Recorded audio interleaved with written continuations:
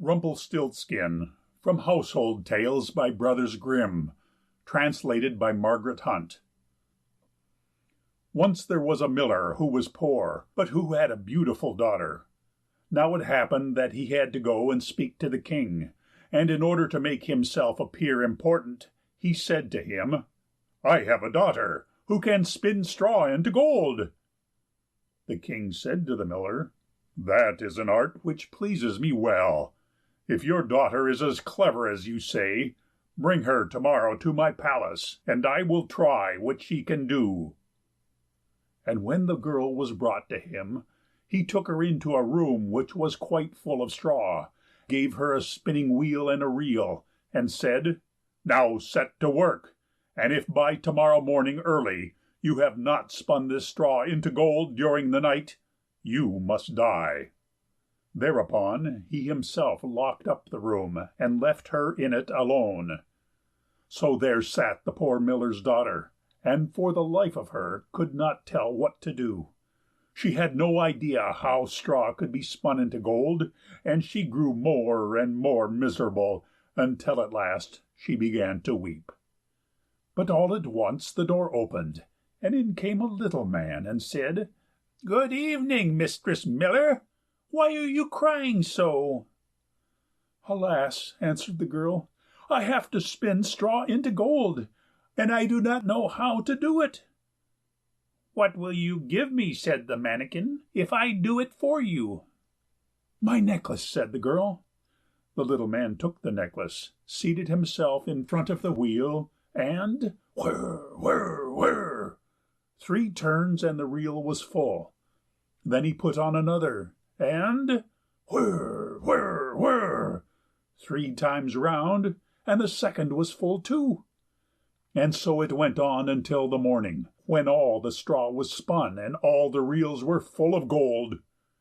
By daybreak the king was already there, and when he saw the gold he was astonished and delighted, but his heart became only more greedy.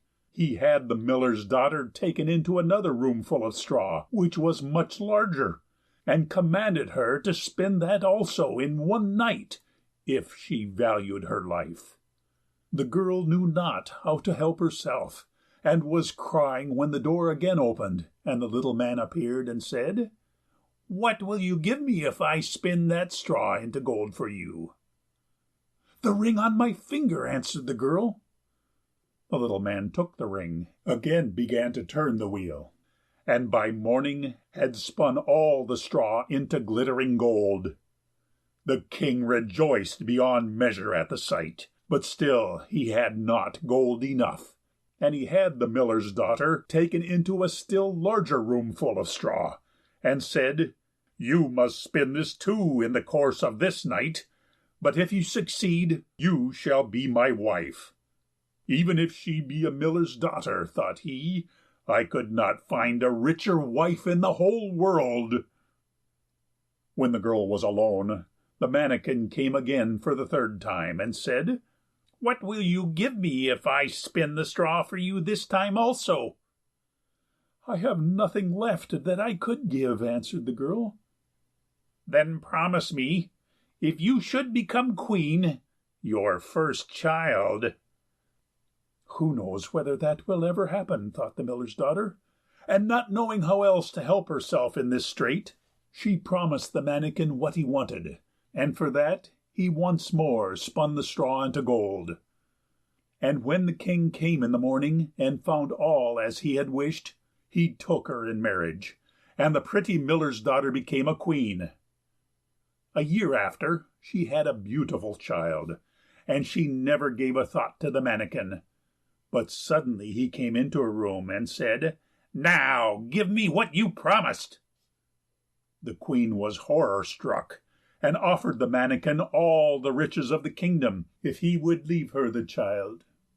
But the mannikin said, "No, something that is living is dearer to me than all the treasures in the world." Then the queen began to weep and cry, so that the mannikin pitied her. "I will give you 3 days' time," said he.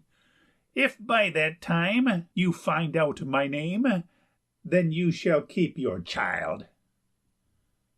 So the queen thought the whole night of all the names that she had ever heard, and she sent a messenger over the country to inquire far and wide for any other names there might be. When the mannikin came the next day, she began with Caspar, Melchior, Balthazar, and said all the names she knew, one after another. But to every one the little man said, "That is not my name." On the second day she had inquiries made in the neighbourhood as to the names of the people there, and she repeated to the mannikin the most uncommon and curious. "Perhaps your name is Shortribs, or Sheepshanks, or Laceleg?" But he always answered, "That is not my name." On the third day the messenger came back again and said, "I have not been able to find a single new name, but as I came to a high mountain at the end of the forest, where the fox and the hare bid each other good night, there I saw a little house, and before the house a fire was burning, and round about the fire quite a ridiculous little man was jumping. He hopped upon one leg and shouted, 'Today I bake, tomorrow brew, the next I'll have the young queen's child. Ha! Glad am I that no one knew that Rumpelstiltskin I am styled.'" You may think how glad the queen was when she heard the name, and when soon afterwards the little man came in and asked, "Now, Mistress Queen, what is my name?" At first she said, "Is your name Conrad?" "No." "Is your name Harry?" "No." "Perhaps your name is Rumpelstiltskin." "The devil has told you that! The devil has told you that!" cried the little man, and in his anger he plunged his right foot so deep into the earth that his whole leg went in, and then in a rage he pulled at his left leg so hard with both hands that he tore himself in two. End of Rumpelstiltskin from Household Tales by Brothers Grimm.